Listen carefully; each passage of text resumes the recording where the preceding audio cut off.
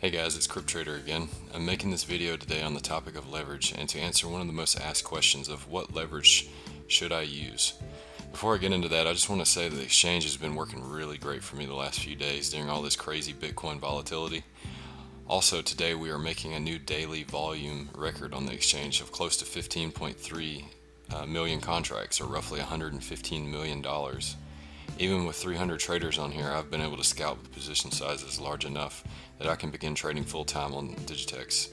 Now, before we answer that question of what leverage should I use, we have to first understand the purpose of leverage, and that will give us a more clear idea of what leverage best suits our needs. So the primary purpose of leverage is to allow flexibility in meeting position sizing requirements, while limiting counterparty risk and black swan event risk. So what we need to do in determining what leverage we need to use for the trade is determine what our position size is for any particular trade. And there's two things that you need in order to do that.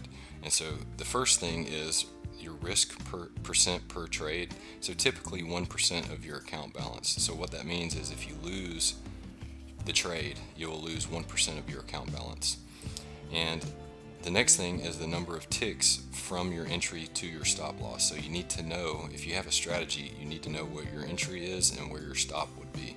So for the risk percent per trade, since we have 100,000 Digitex in our account, which you can see in the top right, we're willing to lose 1,000 Digitex per trade, which is 1% of 100,000.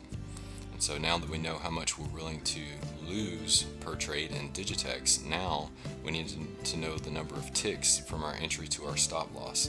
So let's just say that we wanted to take a short and enter at 94.65 and have a stop 5 ticks away at 94.90. And so that's a 5 tick move against us before we get stopped out. And so the two variables that we have are the 5 ticks that it can move against us on an entry to our stop, and we also have we're willing to lose 1,000 Digitex per trade. So how big of a position can we take so that we lose 1,000 Digitex if it gets to 94.90? And so if you remember in one of my older videos, I talked about our pre-select position sizes here. So we have these contracts here where we have 500, 1,000, 2,000, 4,000, 7,000, 11,000. And so if you remember what I said about that is, let's just say for 2,000 contracts, if you divide that by 10, that's actually how much you'll profit or lose per tick.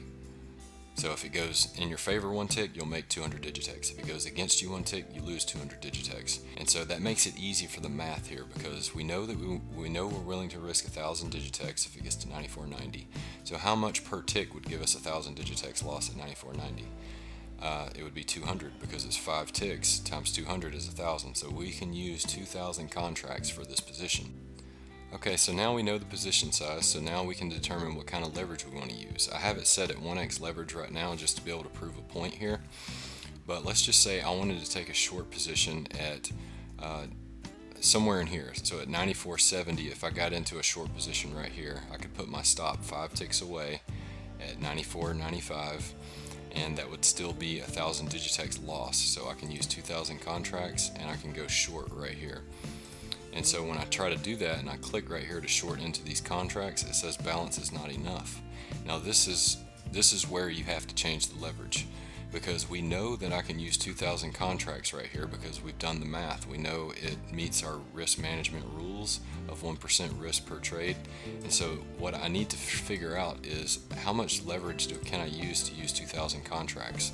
Well, at 1x leverage, I can only use 527 contracts. So I'm going to need to dial this up so that I can use 2,000 contracts. And so I can dial it up to 4x leverage, and I'll be able to use the 2,000 contracts that I need for this trade. And so I'll just click confirm. I'll come back over here and we'll short at 94.75. Getting filled here. And so since my entry is at 94.75, my stop will be 1, 2, 3, 4, 5 ticks away at 9,500. You can see I will lose 1,000 Digitex, which is 1% of my account. That's meeting my risk management rules, and I've used leverage to allow me to do that, because if this was any other exchange, or if this was a spot exchange, you can't use leverage to allow you to take this trade and use 1% risk on this trade. You have to use leverage for that.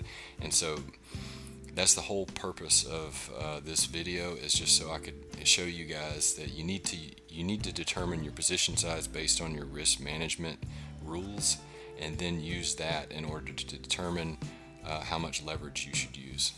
The other aspect of this is your liquidation price, and so that's going to be based off of your leverage here. So the reason that I used Forex leverage is because it gave me just enough to where I could use the contracts that I needed. And so what that does is it gives you the maximum distance between your entry and the liquidation price. So if I was to increase the leverage, I can increase the leverage to 10x while I'm in this position. And so at 10x leverage, you can see that it did not affect the profit and loss per tick. It didn't affect the number of contracts. The only thing that it affects is the liquidation price and the amount of margin put up for the position that I would lose in case it hits my liquidation price.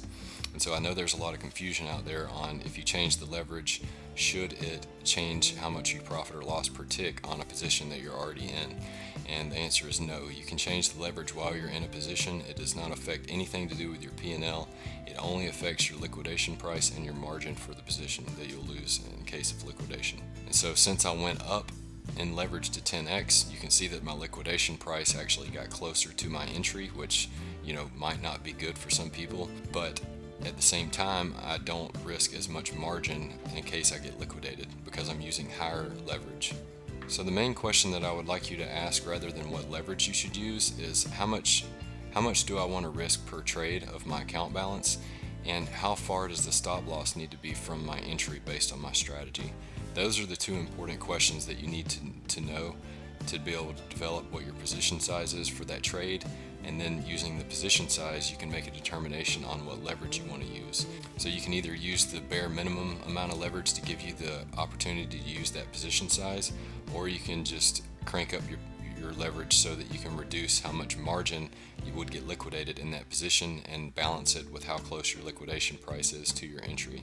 So I hope this video was informative for you guys, and just for the sake of keeping it short and sweet, if you are interested in how leverage can mitigate counterparty risk and black swan event risk, then tune into one of my live streams on my YouTube channel, Crypt Trader Trading Academy, and I'll be sure to talk about it if someone asks about it. That's it for now, and I will see you guys next time.